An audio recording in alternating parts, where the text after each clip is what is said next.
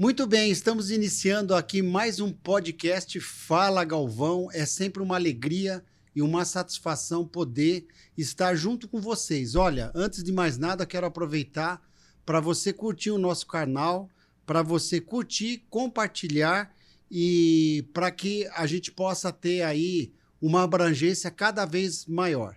Hoje nós estamos recebendo aqui a Sandra Regina Molini, que é paulistana, casada, que cursou História e Estudos Sociais, psicopedagoga pela PUC, trabalhou 32 anos na educação, atuou em colégios como Magno Escola Integrada em São Paulo, Colégio Pueri Dominus, na Cidade de Jardim, São Paulo, Colégio Visconde Porto Seguro, em Tanabi, e também tem aqui um vasto currículo na área social, no trabalho de voluntariado, né? Trabalhando em orfanato, moradia assistida para jovens dependentes, né? Entidade Ombro Amigo, crianças com câncer, Sonhar Acordado.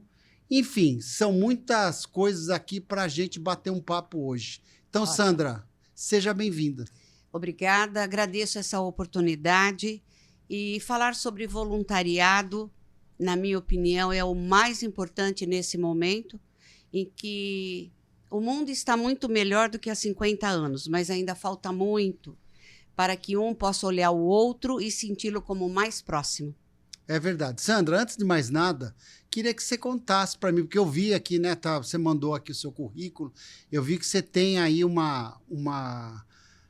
histórico aí fora de Itu. Eu queria saber, né, quando que você chegou em Itu e por que você escolheu Itu e há quanto tempo você está aqui nessa cidade, que eu sei que você também já adotou como sua. Sim, o CAV é a prova disso. É verdade. Que eu adotei Itu como a cidade. É verdade. Então, Galvão, a minha história toda é São Paulo, nasci em São Paulo, me casei em pleno centro de São Paulo, meus filhos nasceram todos em São Paulo, meus colégios particulares todos em São Paulo. E, em especial, o Magno Escola Integrada, que era, na época de 80, uma escola top de linha, onde filhos de políticos de São Paulo, grandes empresários. E lá eu aprendi a olhar a criança que estava fora dessa realidade. Os meus filhos foram estudar nessa escola, portanto, eu fui professora dos meus filhos, no fundamental e no ensino médio. E lá, com meia dúzia de professores que pensavam mais ou menos como eu, a criança excluída dessa realidade de salas de aula já climatizadas, com laboratórios, nós nos reuníamos e íamos até a estrada do Mboimirim, 3.350, no orfanato, para levarmos até lá a higiene bucal, a evangelização sem religião, a evangelização cristã, apenas. E também, aos poucos, eu fui sentindo muito amor pela gravidez precoce. Antigamente, nós criticávamos muito, porque não tem juízo, porque na verdade não é nada disso.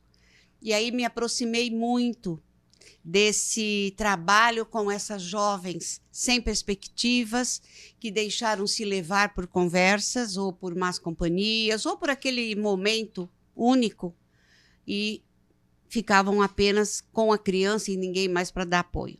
Então, aí nós fomos voluntários durante muitos anos. Quando eu fui para o Pueri Domus, na Cidade Jardim, o meu tempo já não era assim disponível para ir 2, 3 vezes por semana nesse orfanato. Então, eu passei a cuidar apenas dessas jovens mães, no sentido de a continuação dos estudos, um problema psicológico, a gente encaminhava, acompanhava, na verdade. Quando eu fui para o Porto Seguro, lá é integral, período integral. Você tem horário para entrar, mas você não tinha horário para sair. Por conta de eu ter assumido a coordenação do Departamento de Geografia, pelo curso do Comércio Exterior, do ensino médio, que essa unidade do Panambi tem. E um dia, recebendo um frei no Porto Seguro, que foi fazer uma proposta para a direção de primeira comunhão. E eu não quis me envolver nessa parte da religião. Mas eu perguntei para ele o que é que ele teria, além disso, que pudéssemos trabalhar em benefício das crianças. Perfeito. E aí, ele me disse que uma parte dos freis cuidavam dessa moradia assistida. Já me interessei. Me interessei, mas eu tinha que ter a permissão da direção. Então, fui inicialmente sozinha, até uma casa muito simples, com 6 camas de solteiro, com lençol TNT por cima, plástico por cima.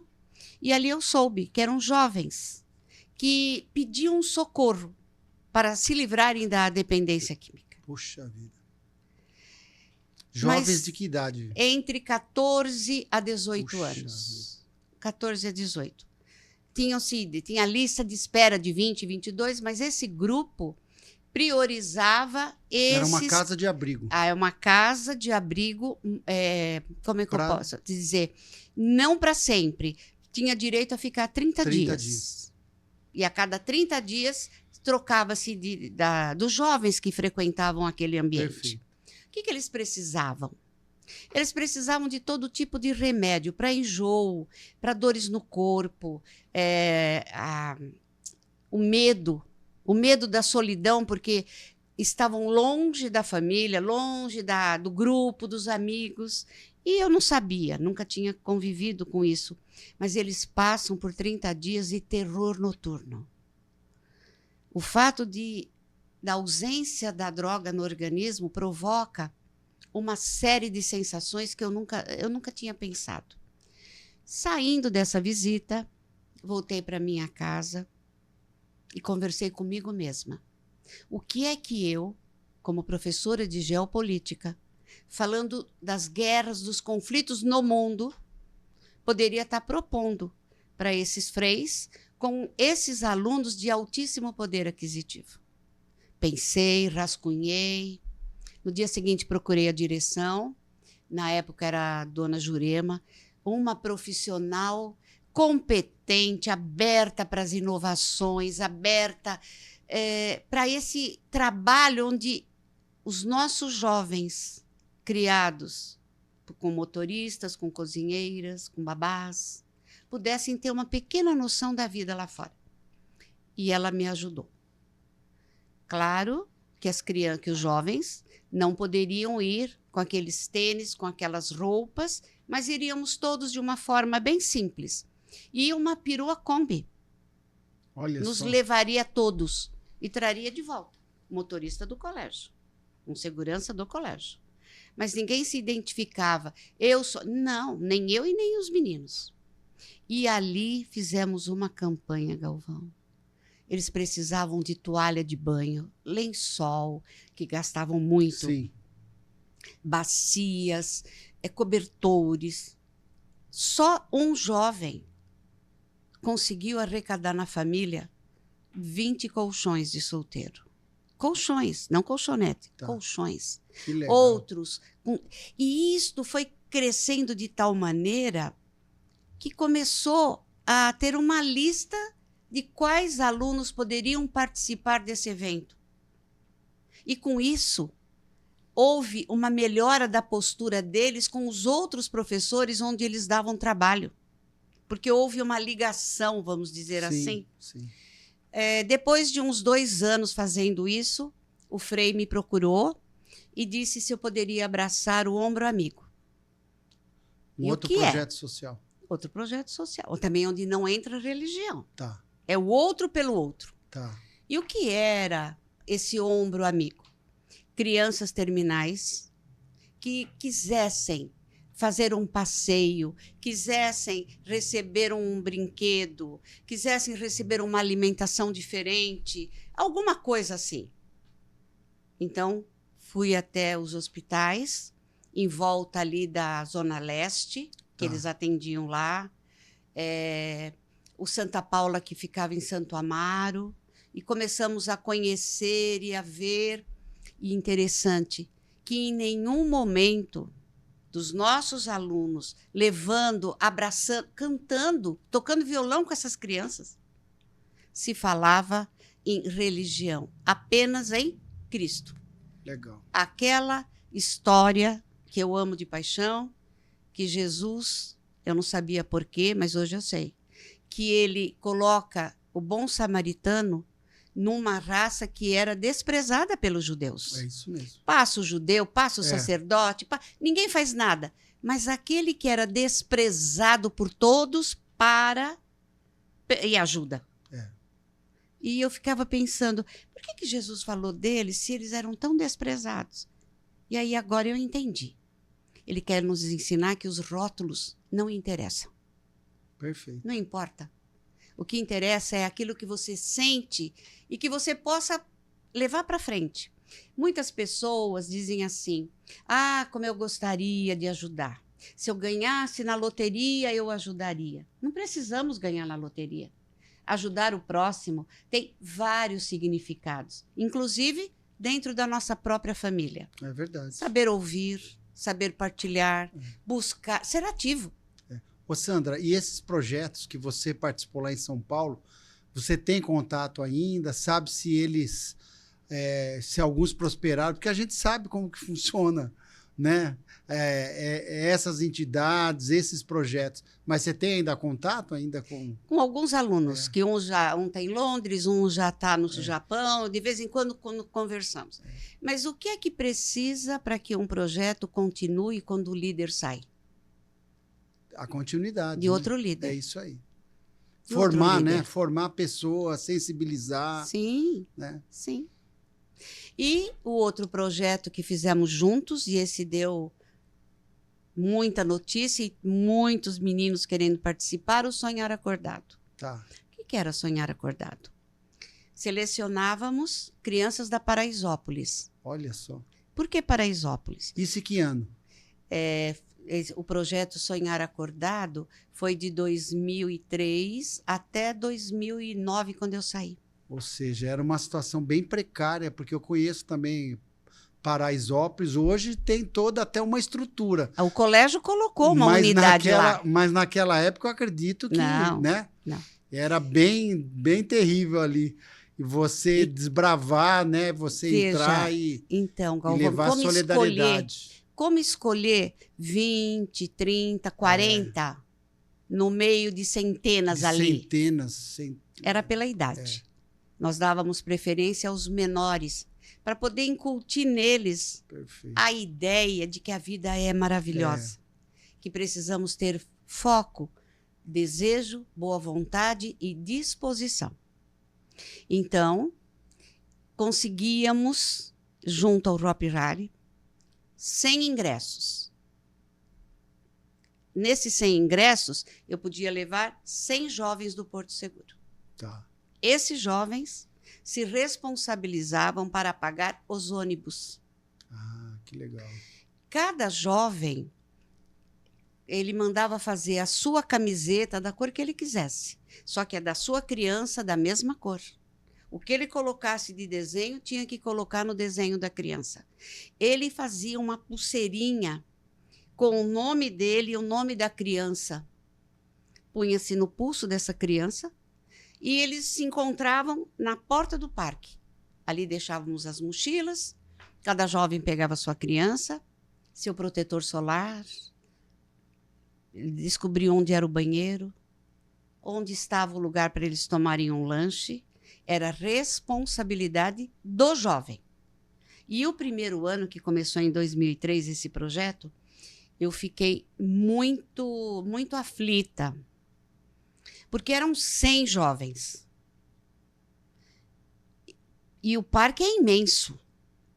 Então, fui falando, para cada um que eu encontrava, eu dizia, se você perceber alguma criança solta, pega a criança pela mão, vá até a administração, fala no alto-falante, para que eu olhe na lista quem é o tutor e a gente possa se localizar. Pouquíssimos casos de crianças perdidas. Pouquíssimos, Galvão. Olha só. Um envolvimento muito forte, muito forte. E um aprendizado para eles também, para eles aprenderem a terem responsabilidade, né? Saber que, né? Eles também tinham que corresponder também ao projeto, né? Sim. Não decepcionar, né? Então, quando você chama o jovem, olha nos olhos e fala abertamente quem ele é e o que está fora da janela, se ele tiver uma centelhinha, por menor que seja, Galvão, essa centelha flui. Muitos na entrevista eu acabava não aceitando e explicando por quê. Você, para estar com a criança e levá-la ao banheiro, você tem que limpá-la. Você vai conseguir? Dependendo da expressão fisionômica do jovem, eu já sabia. Esse está fora. E eu chamava a parte depois e dizia, olha, eu preciso disso. E foi um sucesso. Que legal. Foi maravilhoso. Mas essa alma de voluntário, eu acredito que, desde o Magno, ela foi se abrindo e só se fortalecendo. E você acha que foi ali que brotou isso em você, além da sua carreira na área educacional, mas também ardeu teu coração por voluntariado? Muito. Imagine você atender um jovem, o pai, um empresário do mundo, chegar para você numa reunião e dizer: o que é que eu faço com esse traste? Meu Deus. E eu olhar e dizer: não é, aqui tem um tesouro. E tem tudo, né? Tem tudo nas mãos para lapidar essa criança. Diferente tem daquele... Tem os instrumentos para burilar, porém, não tem tempo.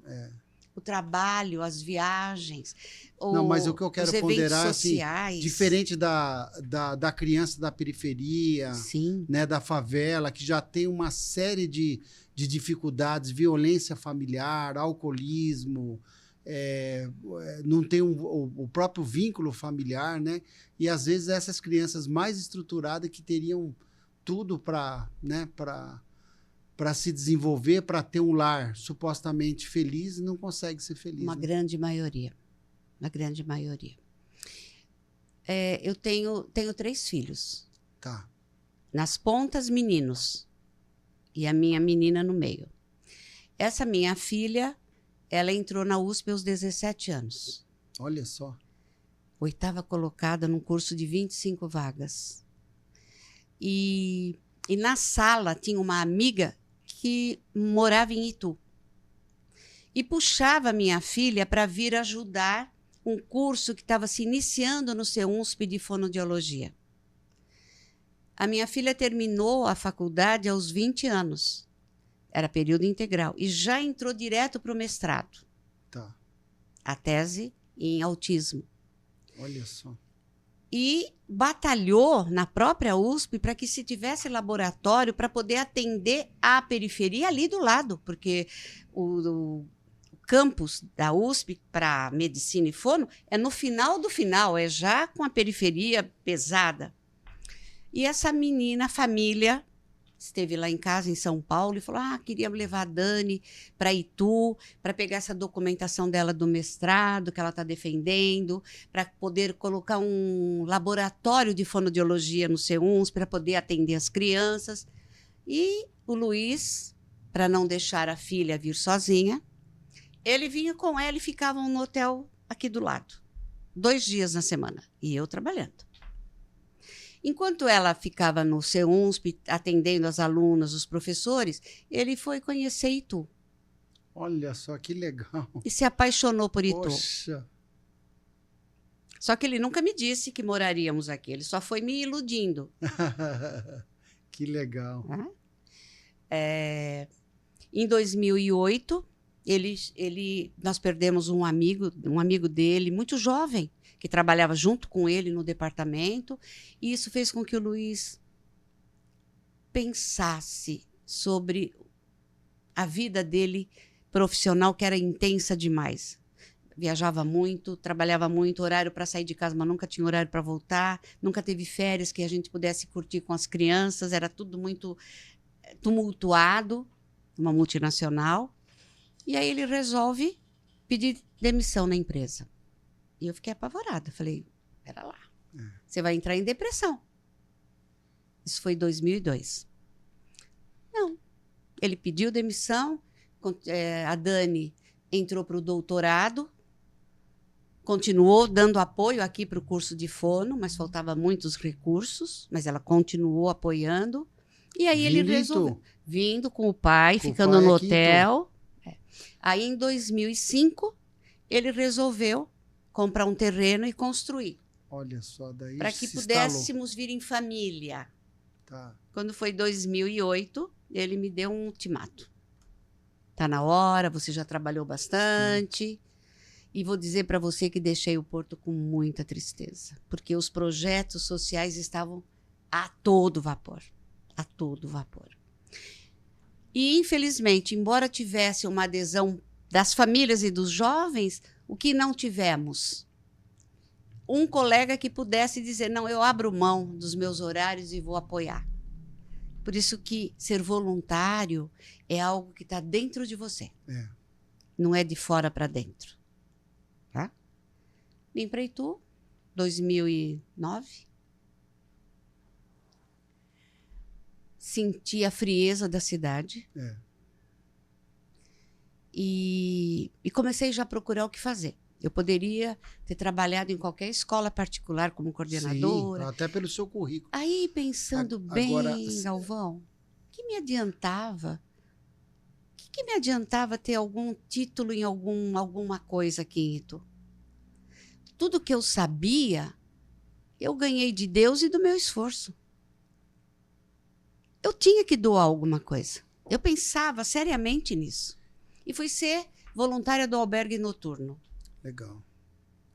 Levar as panelinhas de sorvete com feijão. Tá. Feijão preto, feijão roxo. Sim. E lá eles faziam um arrozinho.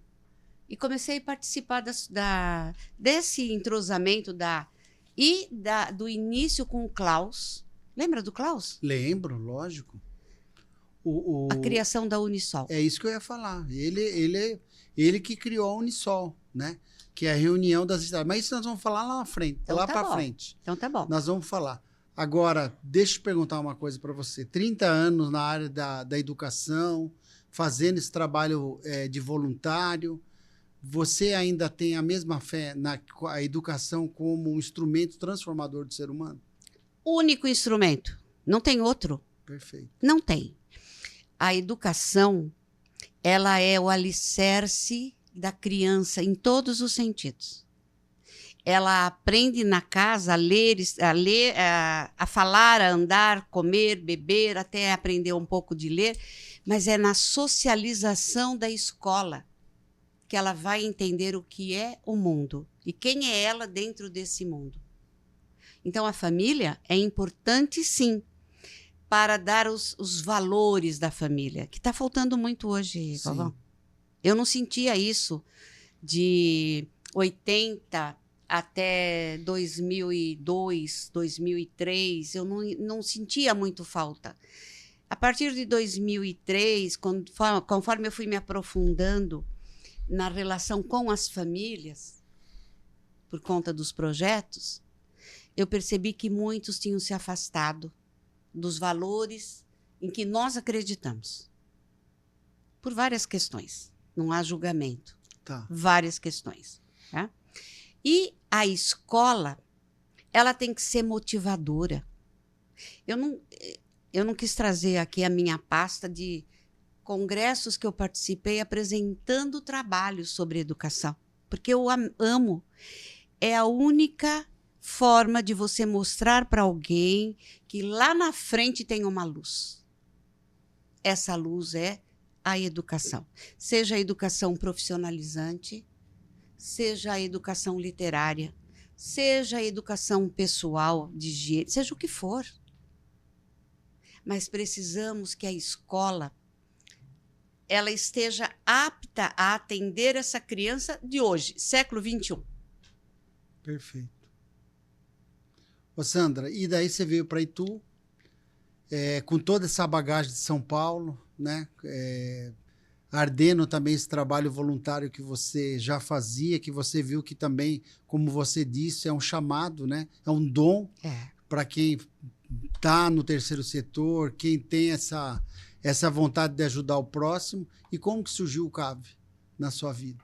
Então, Galvão, enquanto eu trabalhava nesses projetos sociais, levando os meus alunos, eu não me sentia voluntária, eu me sentia educadora. Tá. Eu diferenciava o meu papel de educadora na apresentação desse mundo para eles, porque eles sozinhos não teriam chance. As famílias não participariam. Então, eu me sentia educadora. Quando eu vim para ajudar o albergue, eu senti que ali nascia uma outra alma. Uma alma para servir. O que é que se tem para fazer? O Carlos me disse, precisamos de marmitas. Vamos fazer marmitas. Fazer marmita. O que é na marmita? Ah, uma semana feijão preto com linguiça, alguma coisinha assim, outra semana. Vamos fazer. E depois de uns 3 anos que eu estava no albergue, final de 2011, Carlos me chama e diz que tinha uma entidade que ia fechar. E uma entidade de crianças. Aquilo me ardeu. Como assim? Vai fechar por quê? Que o CAV começou no Padre Bento, depois passou pelo Potiguara até chegar no Novitude, não é isso? Isso.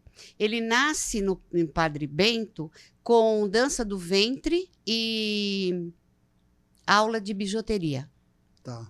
Quando ele vem aqui para o Potiguara, e nós temos que lembrar da Rita Cordeiro, que foi quem fundou o CAV, Tá. que foi quem deu o impulso, essa ideia de olhar a criança de uma outra maneira. Quando ela trouxe aqui para o Potiguara, ela alugou uma casa e um quarto ela transformou em laboratório de informática. Tinham 4 ou 5 computadores. O outro quarto, ela colocou uma lousa e tinha uma sala de aula. Só que ali tinham crianças de toda a idade.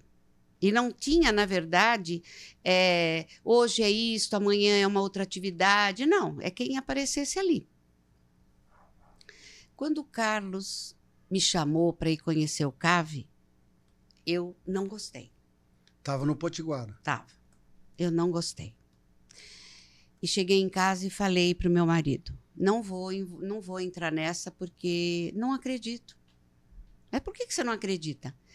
Não acredito, uma sala com idades misturada. Não tem nada a ver com educação. Na minha cabeça é outra coisa. Fui para o Carlos, do albergue, trabalhar num dia e falei para ele, não vou. Aí ele me chamou depois num canto e falou assim, eu vi você no CAV. Olha só. Eu falei, não, você está falando isso porque você quer que eu assuma porque está perto da minha casa. Não, eu vi você no CAV. Aliás, até hoje, Galvão, quando ele aparece no CAV, eu levo lá na sala e falo para os meninos, olha, esse aqui me empurrou para o CAV, é esse o responsável. Mas veja que interessante. Voltei no CAV um outro dia, aqui no Potiguara, estava a Maria Lúcia, que foi a segunda diretora do CAV. Ela tinha uma cozinheira da prefeitura, que mais faltava do que ia. Ela tinha uma professora que é a Marilda, antiga secretária de Educação. Marilda Cortijo. Ela tinha uma professora afastada por surtos, alguns surtos. Tá. Ela emprestou para o CAV, era essa professora dessas crianças. Eu entrei, vi, essa professora teve um surto ali na frente das crianças, tiramos ela, chamamos a ambulância, levou ela embora. Eu estou ali, toco o telefone do CAV, era o Carlos, dizendo que tinha um tal de André Luiz que queria me emprestar um prédio. Eu não conhecia nenhum André Luiz. Falei, não conheço. Ele falou, não, mas ele quer te emprestar o quadro, o prédio. Falei, mas ele nem sabe quem eu sou. Não, ele te conhece, mas você não conhece. Falei, bom, preciso falar com o Luiz. Desliguei dele, chega seu Orley da Fidelity. Tá. Chegou a conhecer? Não. Seu Oswaldinho da Fidelity. Não.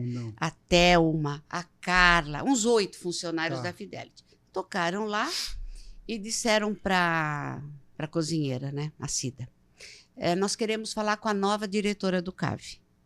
Ela entrou e falou, é com você. Eu falei, não, eu não sou nada aqui. Não, ele está falando que Já é tá nova. nomeando A você. nova é você. Eu falei, não, mas eu não sou. Eles entraram. Aí seu Orley já veio, já me deu a mão. Coisa do Carlos, certo? Aí ele falou assim, dona Sandra, estou sabendo que a senhora vai assumir o CAV e nessa expectativa, a minha empresa, todo ano, assume uma reforma. Eu disse simplesmente para ele, mas que reforma? Eu nem tenho. E já era o prédio do Novitu. Não tinha, nem sabia, nem conhecia. Sabia, foi no olha mesmo só. dia que o Carlos ligou falando que queriam me emprestar Sei. o prédio. No mesmo dia.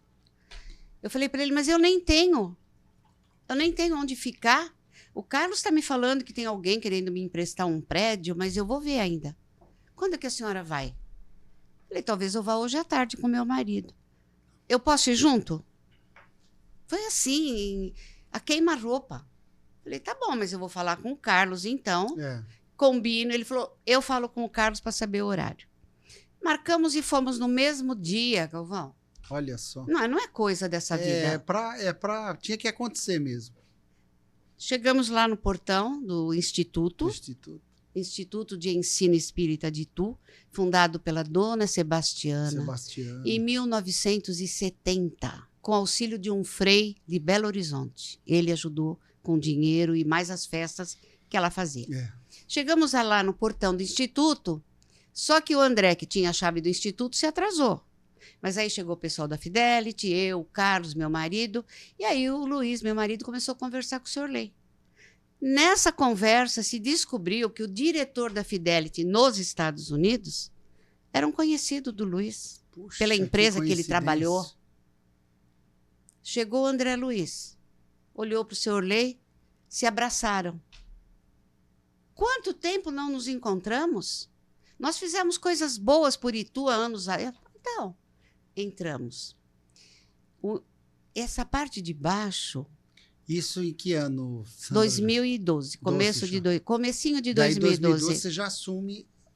Nesse dia ainda não tinha assumido. Tá. Ainda estava com a pé para trás. Mas não tinha jeito. O marido falou, você vai para o CAV, a empresa te procura como diretora. Tudo no mesmo dia. É amigo do marido, o presidente.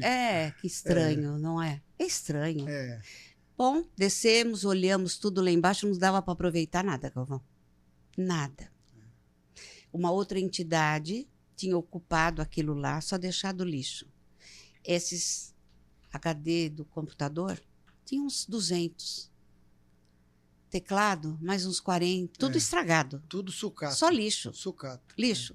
Não tinham as divisórias.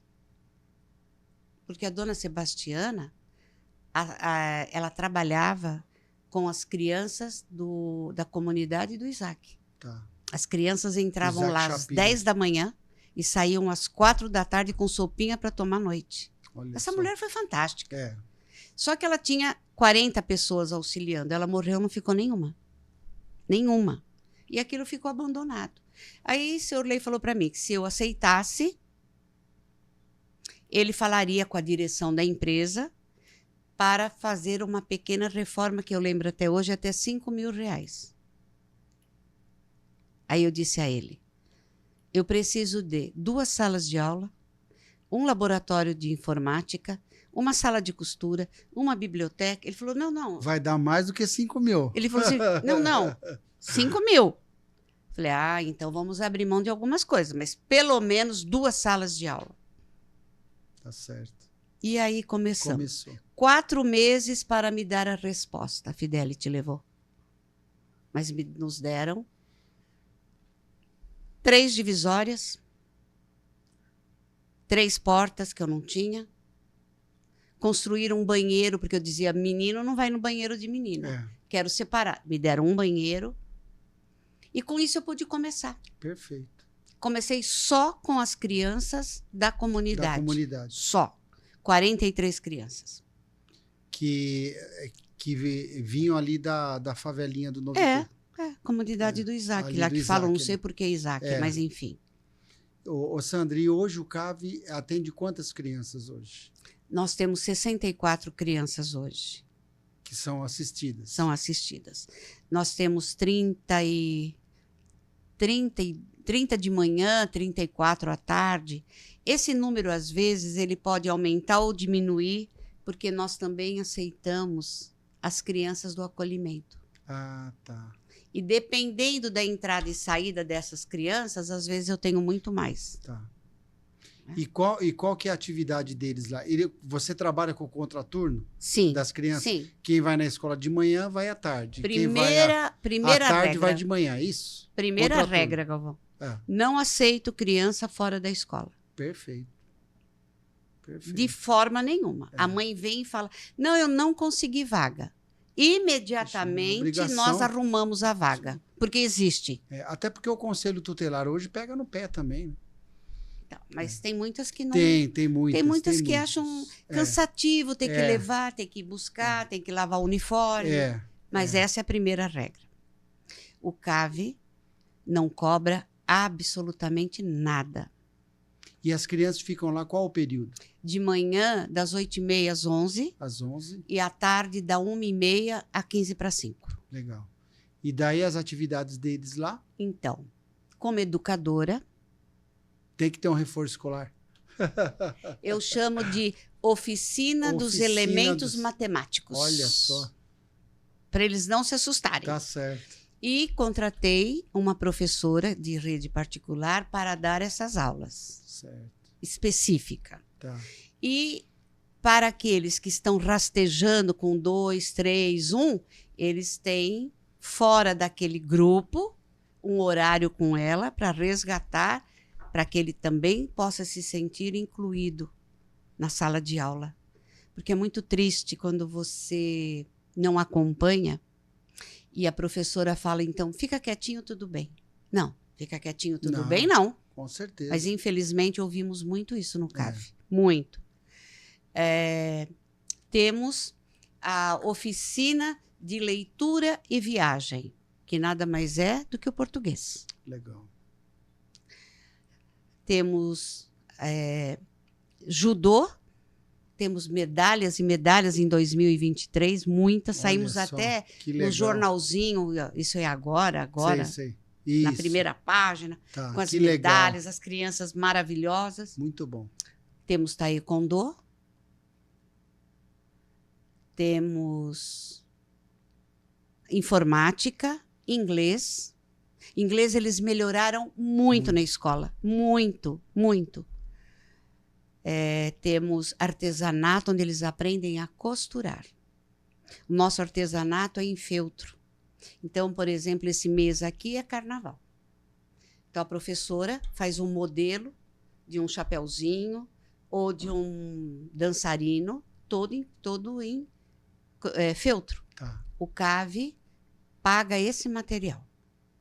E a professora, então, dá esse material de 1 por 1. E aí se ensina a fazer o caseado, que nada mais é do que aquele ponto que a nossa mãe fazia nos rasgos da camiseta, da meia, da calça. Tá. Todo mês tem uma peça que ele faz. E com que ideia? Não só dele aprender a costurar, gerar renda. Perfeito. Porque ele chega em casa e ele leva o que ele construiu. A peça da Páscoa era um coelho de cartola. Ficou a coisa mais bonita, Galvão. Que legal. Temos também dança e temos música. Que esse ano, com o Erasmo, que adora música, é um voluntário. Legal. Que é difícil achar voluntário. Voluntário. Mas a gente entende também. Esse ano vamos começar fanfarra. Que legal. Muito bom. É isso aí. Ô Sandra, além dessas atividades, eu sei também que o CAV faz um trabalho também no sentido do fortalecimento familiar, né? Do vínculo familiar com as famílias. Sim. Porque é importante também o CAV cuidar das crianças, mas a família apoiar, entender também o papel do CAV, né? E eu queria que você discorresse um pouco sobre isso, que eu sei que também você faz um trabalho nesse sentido. É forte esse trabalho. E é fundamental, né, Sandra? Porque, veja, a gente sabe que as famílias, principalmente aquelas famílias mais desestruturadas, que às vezes vivem até em condições de vulnerabilidade, Se não tiver realmente, que não tem, infelizmente, né, o apoio ideal do Estado de fazer esse trabalho através das secretarias afins, eu acho que cabe sim a entidades do terceiro setor, como o CAV, de desenvolver esse trabalho para que esse trabalho que o CAV realiza junto com as crianças não se perca dentro do seio familiar. Né? Não tenha dúvida. Uma vez por mês, nós temos uma reunião psicossocial, psicólogo e assistente social. Convidamos todos. Os pais. Hoje, eu tenho nas reuniões a presença de mais pais do que mães. A participação é forte, é forte. Ali é tratado sobre tudo. A questão da harmonia dentro do lar e as questões emocionais, as questões das dependências, das violências.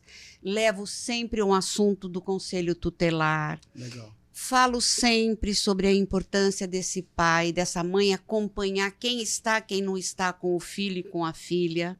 Principalmente aqueles que ficam em volta da igreja depois das 7, que é uma preocupação minha muito grande. E a nossa assistente social, Galvão, ela visita os lares. Ah, que legal. Então já chegamos a contratar faxineira para uma família, porque a nossa criança vivia com bronquite. Nós não vencíamos comprar o remédio para bronquite para essa criança. E por quê? Porque a casa não tinha a menor condição de higiene. O quarto da criança, que você dizia assim, como é que respira? Não dá para respirar. Então, nós chegamos nesse ponto de trocar, se for o caso, o colchão da criança, a roupa de cama da criança, ensinar a dar o banho e deixar a casa mais ou menos em ordem para que a família possa continuar a levar aquilo adiante. Já chegamos a batalhar na prefeitura e o Carlos do Sim Comércio me conhece muito bem, tanto que eu bati boca lá, porque eu tinha uma família com 5 crianças e estavam sendo despejadas do cortiço. Precisávamos de um aluguel social. Me envolvi até o último fio do cabelo. Não, nós assumimos por 2, 3 meses até que vocês resolvam a documentação e achem esse... Porque é importante também essa parceria com o poder público, né? É fundamental. Não tem como o poder público não conseguir enxergar, né? Que o poder público tem que fazer o seu papel. Né? Que as entidades do terceiro setor são um apoio importante, né? Mas cabe ao poder público, ele que tem essa responsabilidade. E, às vezes, a gente vê que falta essa sensibilidade. Né? Inclusive com remédios, que eu não entendo.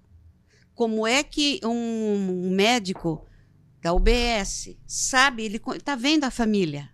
Como é que ele já não encaminha certinho para que aquela família saia dali e já tenha o remédio? Ah, não tem. Na farmácia não sei o quê, não tem. Você vai deixar a criança sem? Sem anti-inflamatório, sem antibiótico? E o poder público tem essa condição de potencializar, de resolver essas questões. Né? E às vezes não resolve. E você está dando esse exemplo aqui, eu vou dar outro exemplo para você, saindo um pouquinho do nosso assunto, mas, por exemplo, as casas terapêuticas também. Atende muitas das vezes o município, e o município, o que pode dificultar, dificulta. Né? Então, às vezes, eles estão lá servindo e não tem apoio nenhum. Pelo contrário, tem fiscalização, e sabe quem tem ajudado? Né? O Ministério Público aqui da comarca de Itu, que enxerga, né, nesses voluntários, nesses abnegados, que eles estão fazendo um trabalho sério. Falou, não, fique tranquilo, vou fazer aqui um TAC, que é um termo de ajustamento de conduta, vou dar mais prazo, né? Porque enxerga, mas isso tinha que vir do próprio poder público, né? E a gente vê, né? Nós que atuamos no terceiro setor, né, Sandra? A gente vê a dificuldade que a gente passa. Eu entendo que o terceiro setor ele deveria ter um apoio na Secretaria da Promoção Social para orientar essa documentação. Como é que precisa ser feita? Quais são as necessidades, as exigências? Fica tudo um pouco no ar, Galvão. É verdade. Eu concordo com você E aí plenamente. a pessoa fica batalhando, bate a cabeça aqui, bate lá, acaba não fazendo, Não acaba fazendo. recebendo a fiscalização, Perde sendo punido. Perde as certificações. Sim, Né? sim. E, às vezes, o poder público ele quer exigir, né? Mas, às vezes, não dá condições, não ajuda.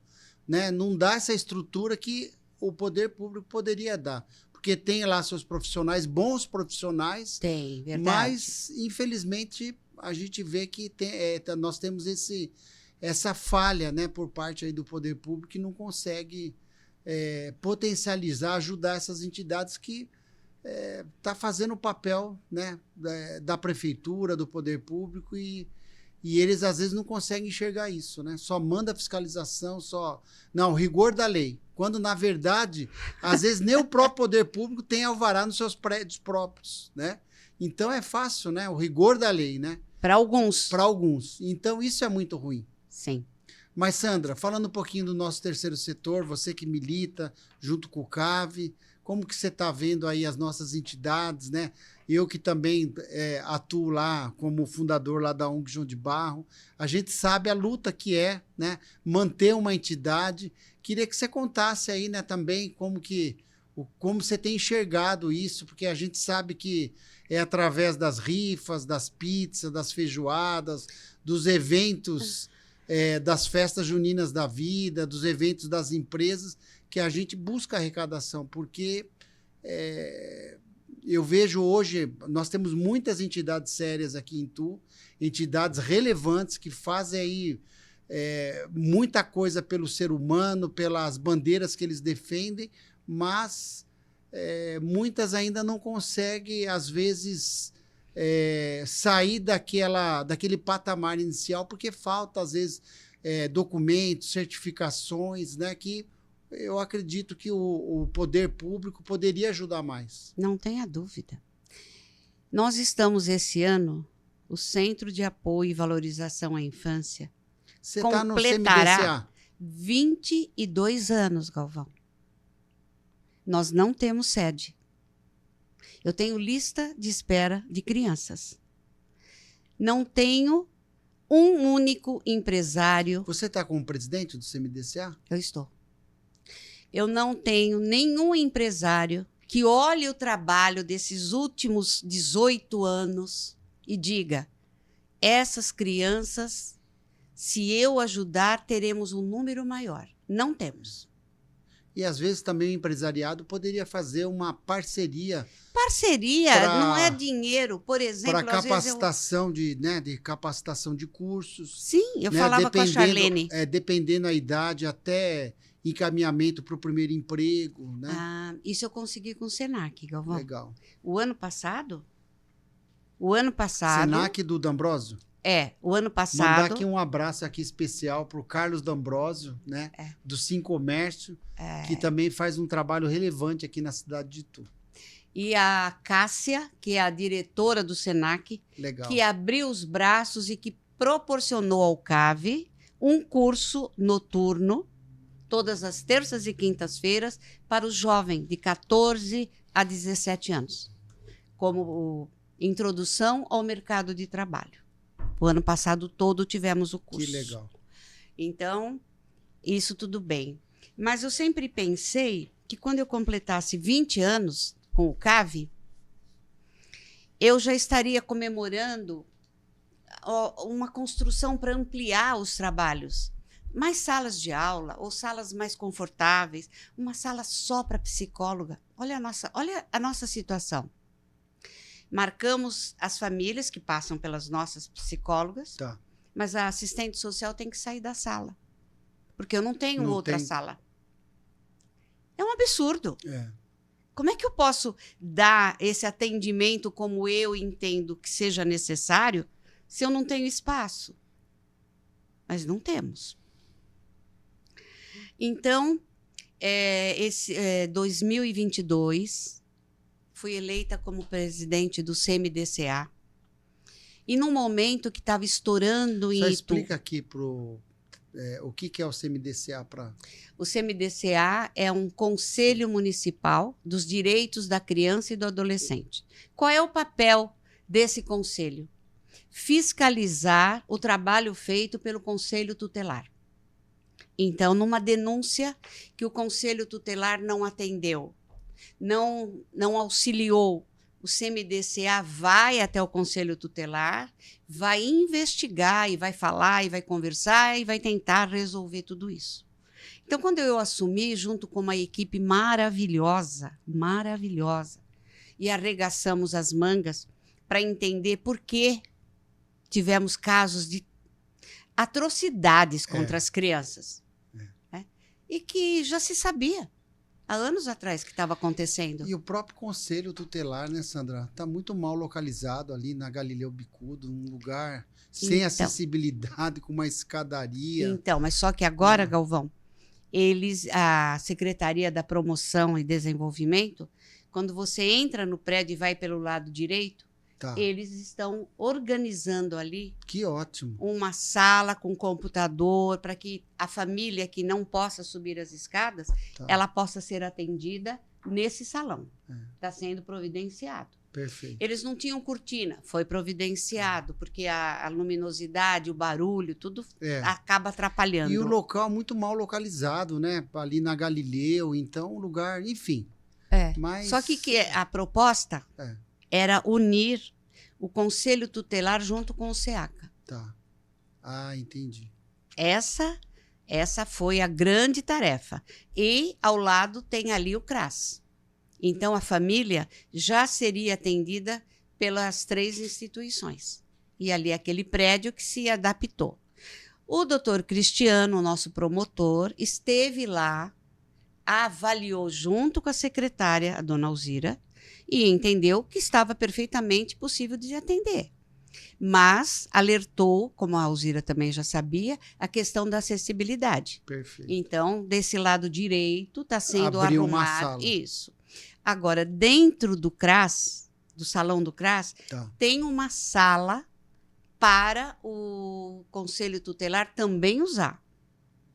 Me parece, pelo que eu ouço das conselheiras, que as atividades com as crianças nesse CRAS acabam atrapalhando o atendimento da família dentro desta sala.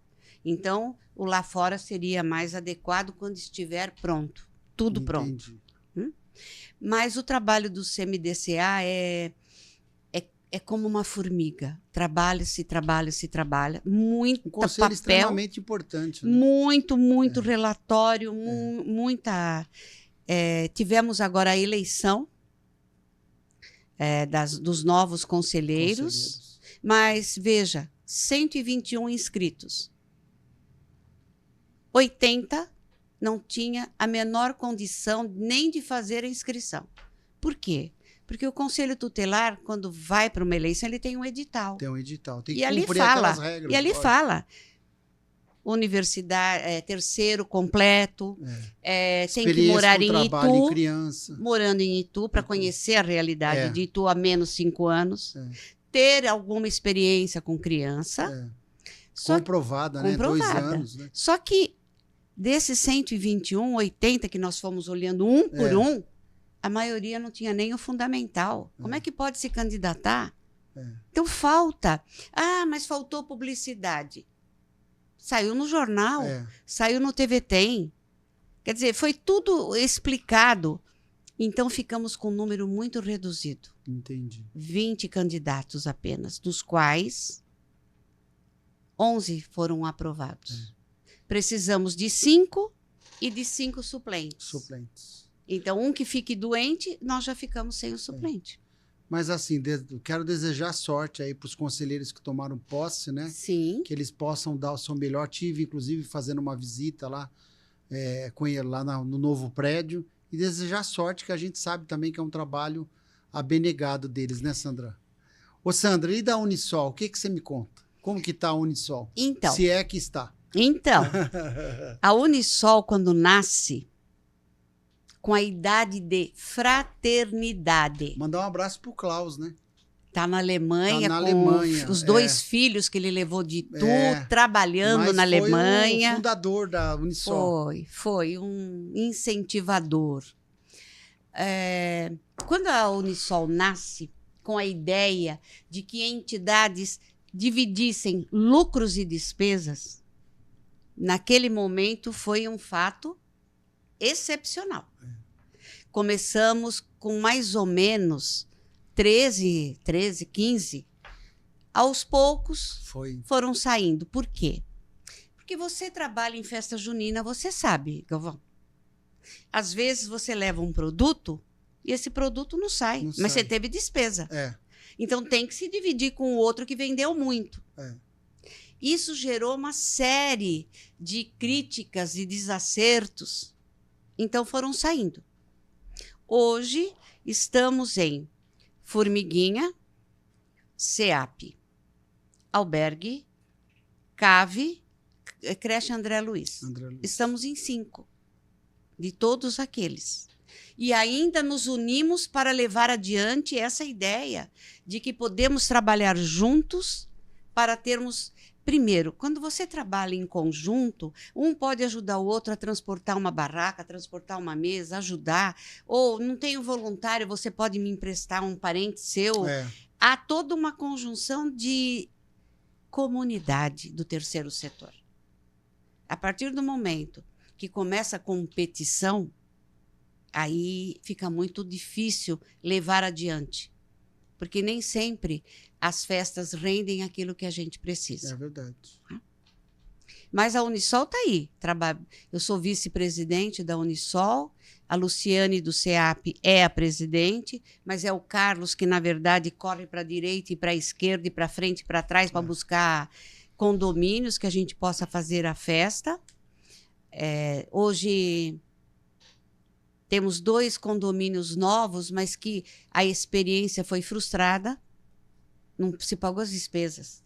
Então, hoje, eu tenho olhado assim, vem a notícia, eu partilho, vejo como é que vai ser, como não vai ser. Inclusive, você sempre está convidando a ONG João de Barro para estar junto. Mas também, é um prazer, né? Galvão.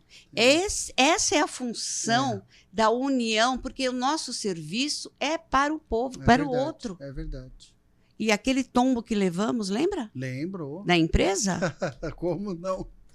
E agora descobri quem foi. Jogou lá embaixo.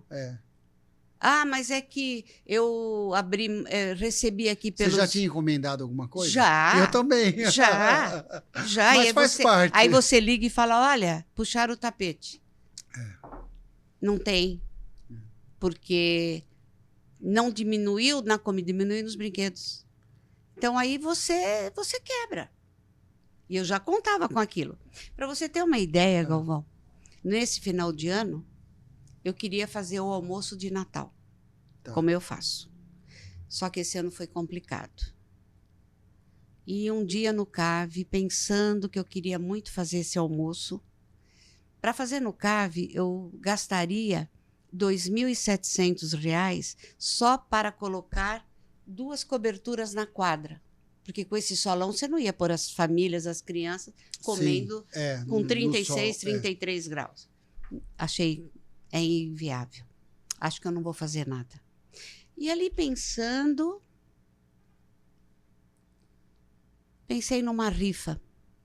Show de prêmios. Eu não tinha os prêmios. Mas vamos fazer um show de prêmios. Comecei a mexer no celular e apareceu uma mensagem assim, quer ser voluntária. E eu cliquei e liguei. Aí ela me disse, não, mas isso era em novembro, hein? Não, mas eu mandei essa mensagem em junho, que era para minha filha. Agora ela está no Divino, não tem mais tempo. Eu falei, puxa, estou precisando de ajuda. Eu quero fazer um multiprêmio, mas eu quero fazer online. Não quero ficar batendo na porta das pessoas. Esta moça chamada Tereza, que eu nunca tinha visto, e ela nunca tinha visto o CAV. Ela veio até o CAV, fez uma arte maravilhosa, jogou na rede dela, jogou na minha rede. Nós vendemos 280 números. Olha só, que legal.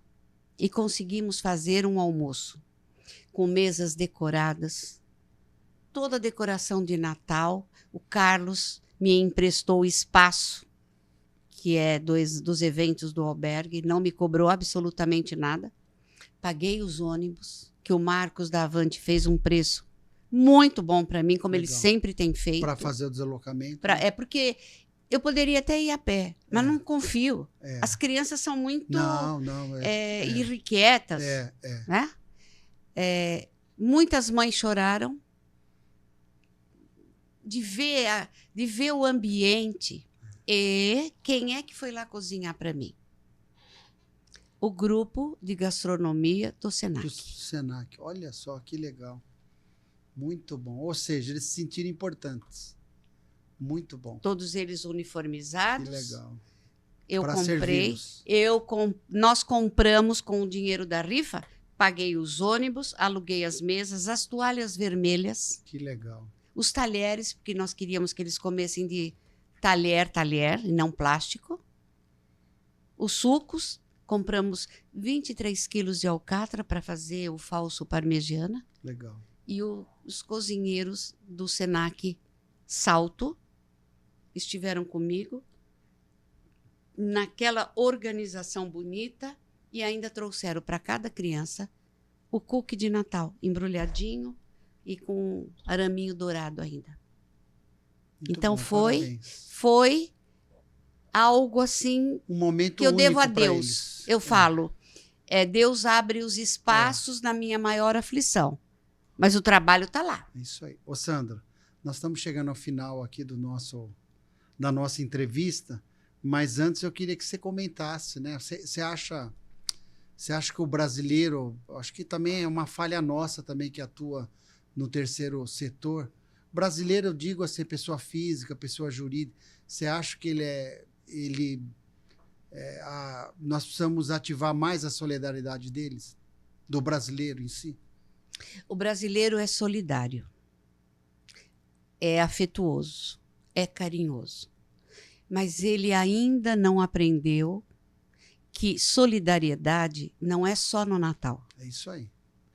Nós A não solidariedade, temos uma cultura, né? A solidariedade é ao como os países longo do ano. europeus, né? Sim. Que tem essa prática de doar, Sim. de apoiar. Sim. E porque a gente vê aqui no Brasil essa dificuldade, né? Não é fácil. Este ano, Galvão, no último dia do CAV, dia 22 de dezembro, me chega uma pessoa lá com os brinquedos. E eu disse, as crianças já não estão.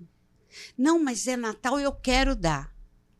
Então, se você me permite, eu vou ver qual a creche que não ganhou. Que é o André Luiz, Certo. ali no aeroporto, se eu não me Sim, engano, a minha amiga Rosalina.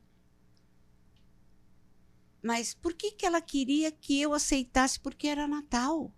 Ela queria dar porque era Natal.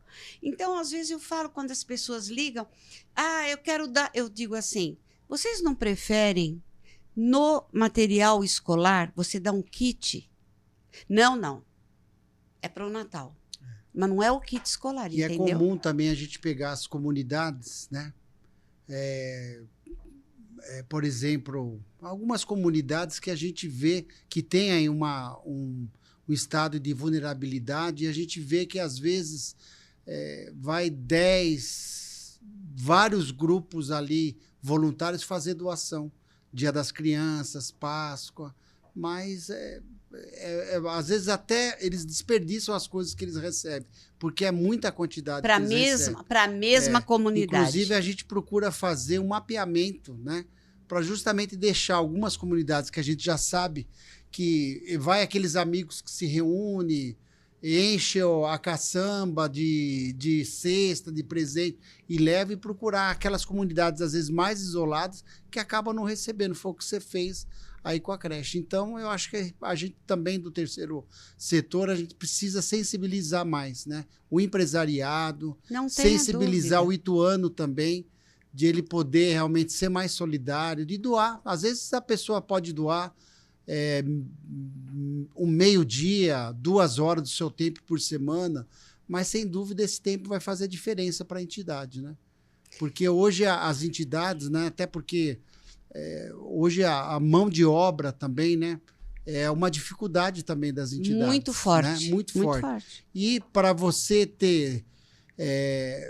funcionários registrados também é um peso grande hoje, né? Então você não consegue. Muitas entidades não conseguem ter mais de 1 ou 2 funcionários registrados. Os demais tem que ser voluntário. Nós temos 6. Olha a nossa luta. Não é fácil. E batemos em várias portas, Galvão.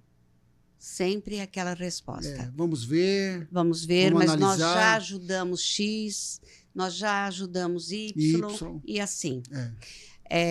O que eu chego à conclusão é que quando você põe no seu Instagram, você gostaria de ser voluntário? Porque ser voluntário não é só levar o dinheiro, só levar roupa usada, Sim. só levar calçado que às vezes nem dá mais para aproveitar. Ser voluntário é desejar dar o seu melhor, que pode ser por meia hora. Perfeito. Tá ótimo. Ao próximo, a entidade que... Tá ótimo. É isso aí. Nós estamos com dificuldade em gente que nos ajude a separar o cupom. Da nota fiscal paulista. Ou nos ajudar a servir o lanche.